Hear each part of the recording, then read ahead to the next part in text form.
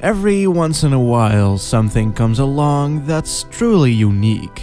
Well, as far as unique actually exists. Whether if it's through ripping off something else and misinterpreting it, or by combining influences, it happens. Jazzpunk, however, is not one of those things.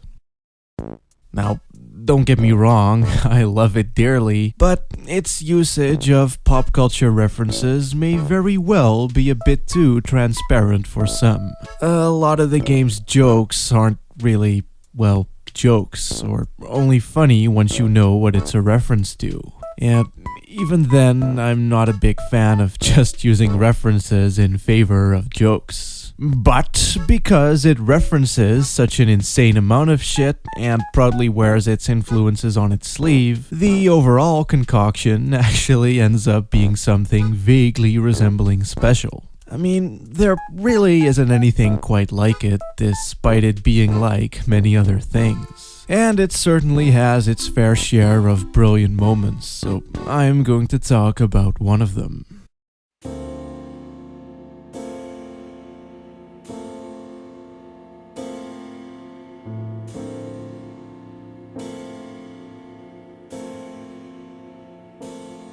By combining the cyberpunk trope of fetishizing Japanese culture with its own blend of references and seemingly random themes, the Chinatown stage in Jazzpunk actually ends up being kind of unique. Well, to me anyway. I mean, there's a cowboy, a zeppelin, funky street vendors, a robot hobo, and just all kinds of weird shit like that you either don't see very often or barely ever see in conjunction. Also, just the general atmosphere of this place is really cool as well. Like, you start off in this poorly lit subway hall only to emerge into this dark, dank, cyberpunk-ass street. There's a big Blade Runner-esque skyscraper looming over the city while a blimp circles around.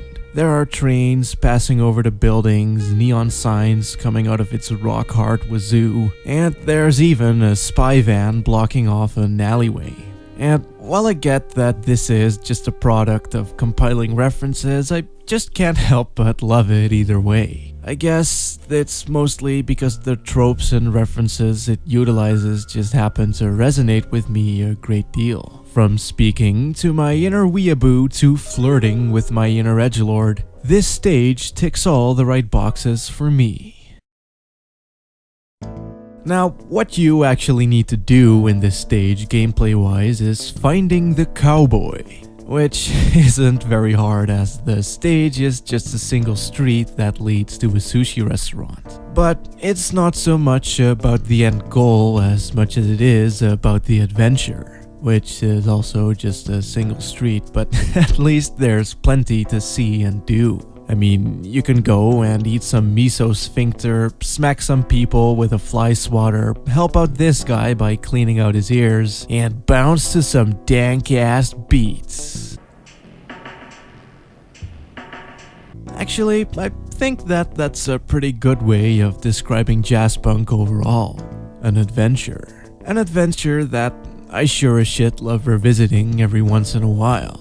And because the game is filled to the brim with random shit, I always end up discovering something new every time. But either way, the Chinatown stage from Jazzpunk is most definitely worthy of the title Sexy Stage.